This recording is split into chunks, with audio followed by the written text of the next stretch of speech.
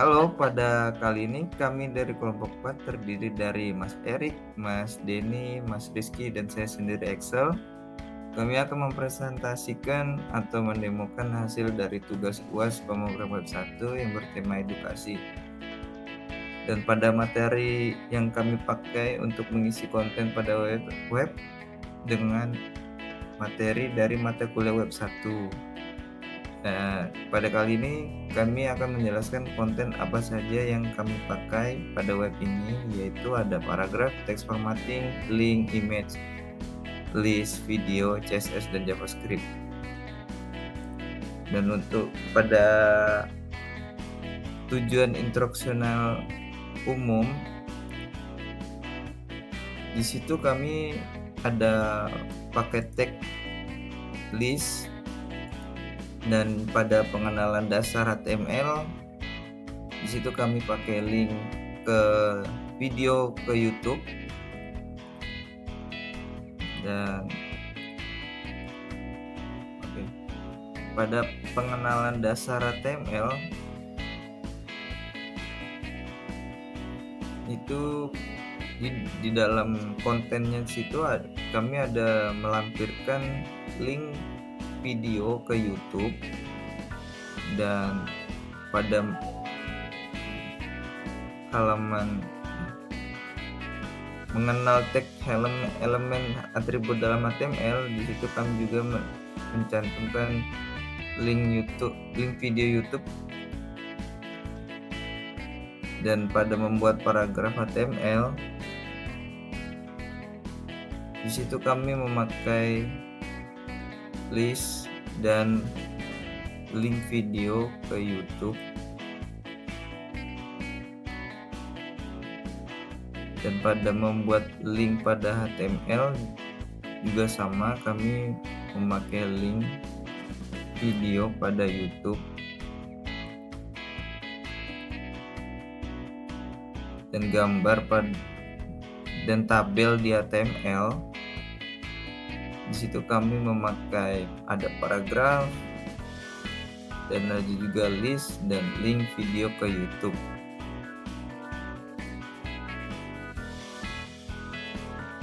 Dan membuat list di HTML juga sama, ada list sama link video ke YouTube.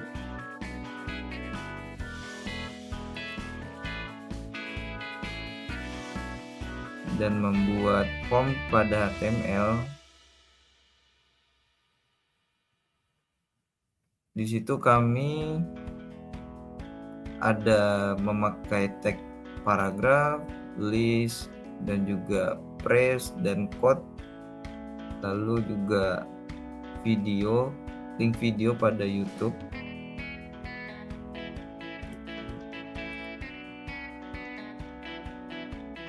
Elemen semantik pada HTML juga sama,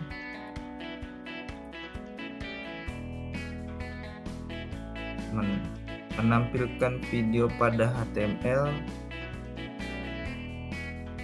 juga sama, kami memakai paragraf dan link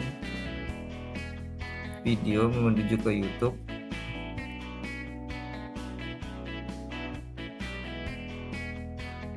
Dan menambahkan audio pada HTML itu juga kami memakai konten paragraf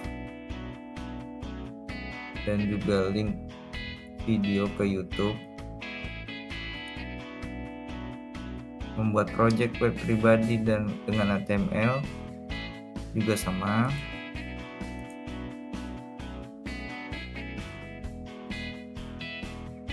Pada pengenalan dasar CSS,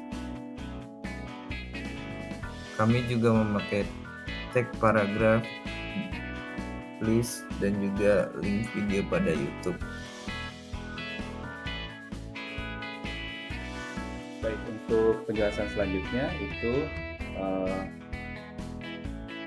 pada front end kita menggunakan Bootstrap sebagai framework untuk mempercantik tampilan user interface-nya. Mungkin di halaman web kami ada beberapa elemen yang kita sudah otomatis, karena Bootstrap itu dia akan otomatis mendesain atau memformat HTML-nya menjadi lebih cantik begitu. Contohnya kita membuat atau memanfaatkan komponen akordeon untuk konten-konten pada web kami ya. Di sini ada beberapa. Nah, terus di Bootstrap ini juga terdapat banyak formatting kelas, bisa menggunakan selector kelas dan selector tag. Jadi sudah otomatis terformat oleh Bootstrap itu sendiri. Dan yang kami gunakan adalah Bootstrap 5 dengan memanfaatkan CDN. Jadi kami tidak mendownload si Bootstrap-nya. Bootstrap CSS dan JS-nya tidak kami download karena kami mempertimbangkan kecepatan ya. Kalau dengan Content Delivery Network itu nanti loadingnya bisa lebih cepat. Seperti ini misalnya di beberapa konten kami menggunakan otomatis menggunakan formatting dari si Bootstrap, jadi tidak banyak styling secara manual. Dan Bootstrap juga terkenal dengan responsif, otomatis responsif, jadi sudah otomatis ketika dibuka di handphone juga tidak akan bermasalah. Nah, mungkin sekian dari CSS. Terima kasih. Di sini saya membuat sidebar menu di sebelah kiri, di mana si sidebar yang setiap saya tuju akan menuju ke artikel tersebut. Contohnya di sini saya mengklik pengenalan dasar HTML, maka akan tertuju ke pengenalan dasar HTML, dan setiap sidebar yang saya tunjuk di atas pengenalan ini juga berubah sesuai apa yang dituju. Contohnya saya mengklik tag elemen dan atribut, maka di sini pun juga akan berubah. Sekian dari saya, Rizky. Selanjutnya saya akan menjelaskan elemen JavaScript di dalam web yang kami buat. Seperti tadi yang dijelaskan oleh teman saya Rizky mengenai navigasi. Nah, selain dengan navigasi dengan elemen tag anchor, bisa juga itu kita ketika scroll ke bawah, elemen JavaScript yang kami gunakan itu bisa mengupdate pada lingkaran progres di kanan atas gitu. Baik itu dengan scroll maupun dengan mengklik sidebar. Nah, logika yang digunakan adalah jadi kita mendetek ada berapa part yang menjadi konten di dalam website.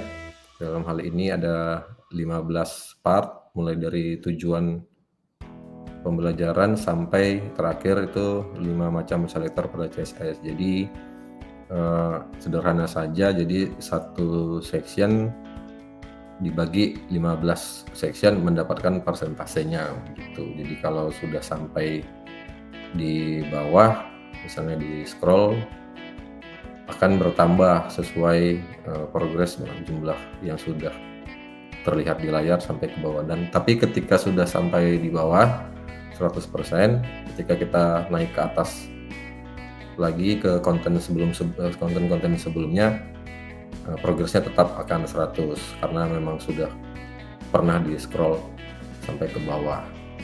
Nah, untuk menampilkan UI lingkaran progres ini kami menggunakan library yang namanya Chart.js.